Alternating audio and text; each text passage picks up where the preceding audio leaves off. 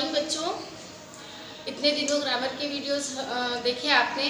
Grammar में कुछ topics अपन ने क्लियर किए हैं और आज हम लोग आपकी 9th क्लास की जो कोर्स रीडर है, एक बुक आपकी कोर्स रीडर है और एक बुक आपकी रैपिड रीडर है। तो रैपिड रीडर मतलब आपको फास्ट पढ़नी है और आपको सेल्फ पढ़नी होती है। कोर्स रीडर जो है वो टीचर पढ़ाता है, लेकिन फिर भी अपने यहाँ चूँकि इंग्लिश को फॉरेन लैंग्वेज समझा जाता है और बच्चे दोनों ही बुक्स अपनी लैंग्वेज में नहीं पढ़ पाते हैं, इसलिए टीचर ही पढ़वाता है। तो आज अपन बी हाइव का first chapter the fun they had read करेंगे। द फन दे हैड जो चैप्टर है एक्चुअली वो एक आने वाली जो जनरेशन है, जैसे आजकल आप लोग देख रहे हैं कि ज़्यादातर कंप्यूटर एरा चल रहा है, जो कंप्यूटर का युग है, इस युग में हम चल रहे हैं। तो इस समय जो है वो अभी आप फिर भी बुक्स वगैरह देख रहे हैं, लेकिन ये चैप्टर जो है वो आगे वाली जनरेशन के ऊपर बेस्ड करके बनाया गया है कि आने वाली जो जनरेशन होगी वो सब कुछ कंप्यूटर पे पढ़ेंगे। उनके पास रोबोटिक टीचर्स होंगे, उनका जो रूम होगा, जो स्टडी रूम होगा वो पूरा कंप्यूटराइज्ड होगा। वहाँ उनका टीचर भी टेक्निकल होगा और वहाँ वो बच्चे अपने आप घर में पढ़ेंगे, यानी स्कूल जैसी कोई चीज़ नहीं रहेगी। ऐसे इमेजिनेशन पर ये बेस्ड चैप्टर है। तो इसमें दो बच्चे होते हैं, मार्गी और टॉमी। उन दोनों की आपस में बातचीत बताइए कि टॉमी को एक बार एक बुक मिलती है, वो उस बुक को देख करके इतना स्ट्रेंज फील करता है। फिर उसके दादाजी से उसको कुछ पता चलता है कि ये जो बुक्स हैं यही पहले हुआ करती थी और इनमें ही सब कुछ लिखा होता था कि कौन सी चीज़ कब हुई, क्या हुआ, कैसे हुआ, ये सारी जानकारी बुक्स के माध्यम से मिलती थी।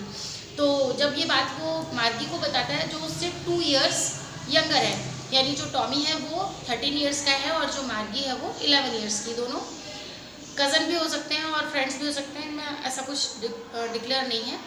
तो ये दोनों जो है, जब उसको टॉमी बताता है तो उसको बताता है कि जो बुक्स है ना, ये बहुत मनुष्य को क्या करती थी, पहले डेकोरेटेड बनाती थी, पंक्चुएटेड बनाती थी, उनको हर चीज़ सिखाती थी कि कोई भी चीज़ how to, when to, where to, ये सारी चीज़ें कैसे हुआ, कब हुआ, कहाँ हुआ, किस तरह से हुआ है ना, ये सारी चीज़ें बुक्स के थ्रू पता चलती है। तो बहुत मज़ेदार चैप्टर है। आई होप कि you will enjoy with me and now I am starting this chapter. तो इस चैप्टर में सबसे पहले आप देखिए द फन दे हैड, जो उन्होंने फ़न, जो मज़ा उन्होंने किया, उस मज़े के बारे में बताया गया है, क्या क्या मज़ा उनको आता है। जैसे बिफोर यू रीड में देखिए, चैप्टर जो है आप रीड करोगे उससे पहले आपको ये बताया हुआ होता है कि ये चैप्टर जो है वो किसके बारे में है। जैसे the story we shall read is set in the future, ये जो कहानी आप पढ़ेंगे ये फ्यूचर में सेट है। When books and schools are as we now know them will perhaps not exist. How will children study then? The diagram below we may give you some ideas. अब इसके नीचे देखिए एक डायग्राम दिया हुआ है, ये आपको दिख रहा होगा। डायग्राम में learning through computers, virtual classroom, school of the future, जो फ्यूचर के स्कूल्स हैं वो किस तरह से होंगे कि जो कंप्यूटर से बच्चे पढ़ेंगे, फिर जो क्लासरूम है उनका क्लासरूम कैसा होगा, देन उनका जो टीचर है वो कैसा होगा, रोबोटिक टीचर होगा, और उनके जो पेपर्स हैं वो कंप्यूटर की स्क्रीन पे टेक्स्ट स्क्रीन जो होगी, उनकी टेक्स्ट स्क्रीन जो होगी कैसी होगी, टेक्स्ट स्क्रीन, मतलब जो भी पढ़ा लिखा, जो भी पढ़ना है वो सब उनका स्क्रीन पे दिया हुआ होगा। तो इस तरह से ये चैप्टर बेस्ड है।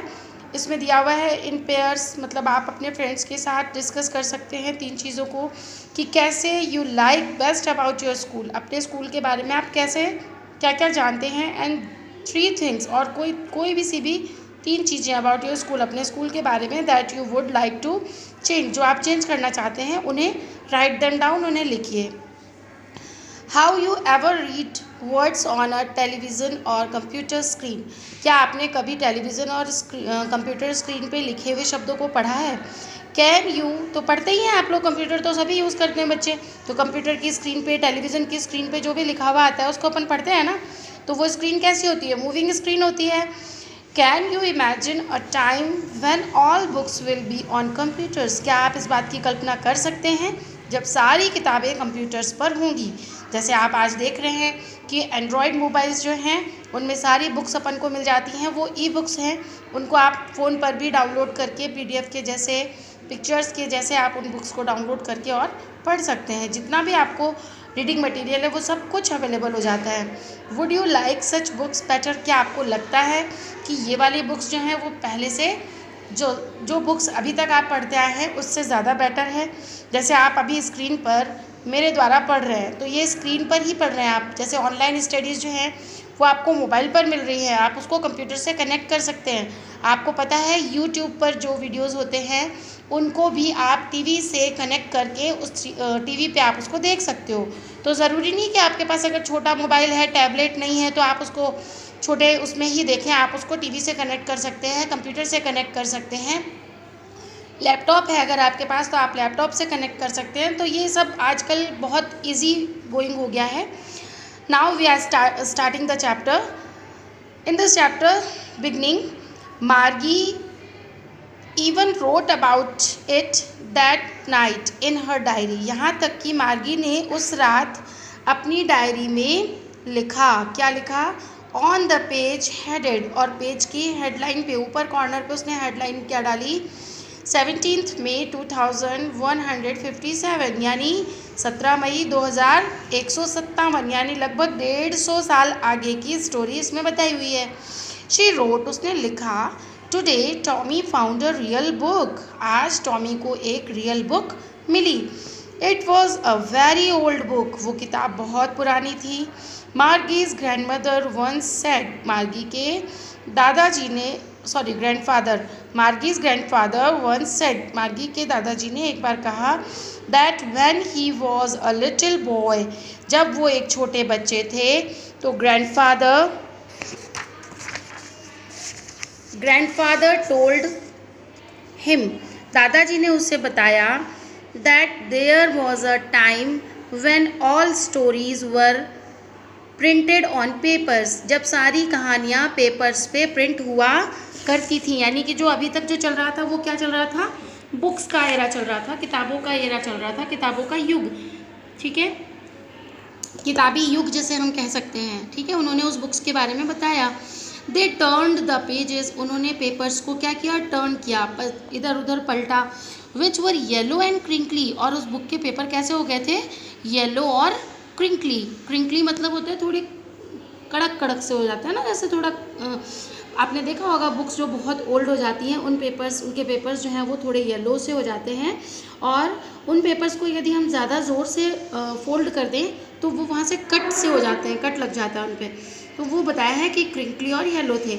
And it was awfully funny to read words that stood still instead of moving the way they were supposed to, और यहाँ तक कि उनको इतना मजाकिया लग रहा था इस बुक को देखकर, क्योंकि उन्होंने जो शब्द पहले पढ़े ना, जहाँ पर पीछे जो पेपर्स पे वर्ड्स पढ़े वो वहीं पर स्टोर थे, वहीं पर अभी तक थे, जबकि वो क्या इमेजिन कर रहे थे कि ये वर्ड्स अभी थोड़ी देर में मूव हो जाएंगे। जैसे आप देखते हो अभी, जैसे मैंने यहाँ पे वो वर्ड्स पढ़े, अब कंप्यूटर पे अपन पढ़ते हैं तो वो धीरे धीरे अपन क्लिक करते जाते हैं उसको, तो पेपर्स पे क्या होता है, वर्ड्स जो है वो ऊपर चलते जाते हैं। लेकिन उन्होंने क्या देखा कि ये बुक के जो पेपर हैं, बुक पे जो वर्ड्स हैं वो वहीं के वहीं हैं। यहाँ तक समझ में आया क्या आप लोगों को? ठीक है, आगे चलते हैं। On a screen, you know, आपको पता है, and then when they turn back to the page, और जब उन्होंने पेपर्स को, जैसे अपन ने यहाँ पे पीछे वाले पेपर पे कुछ पढ़ा और फिर वापस आगे लेके आए, तो उन्होंने क्या कहा कि जब पेपर को हम वापस पहले की तरह लाते हैं, it had the same words on it, वहाँ पर अभी भी वही शब्द हैं, that it had when they read it the first time, और ये वैसा ही था जैसा उन्होंने उसे पहली बार पढ़ा था। अब आप देखिए यहाँ पर, that it had when they read it the first time, देखो यहाँ पर लिखा हुआ है ऑन इट दैट, जो वर्ड्स वहाँ पर थे वो अभी भी हैं, इट हैड वो अभी भी थे। हैड और हैड 2 टाइम्स है, एक मेन वर्ब के जैसे यूज़ हुआ है हैड, और एक हेल्पिंग वर्ब यहाँ पर हैड है, पास्ट की बात हो रही है कि वो शब्द अभी भी वहीं पर थे। तो ये फर्स्ट पैराग्राफ आपका फिनिश हुआ है। नेक्स्ट वीडियो में इसके नीचे का अपन पढ़ेंगे, इसके नीचे वाला वीडियो मैं भी बनाऊंगी, उसके नेक्स्ट डे अपन पढ़ेंगे।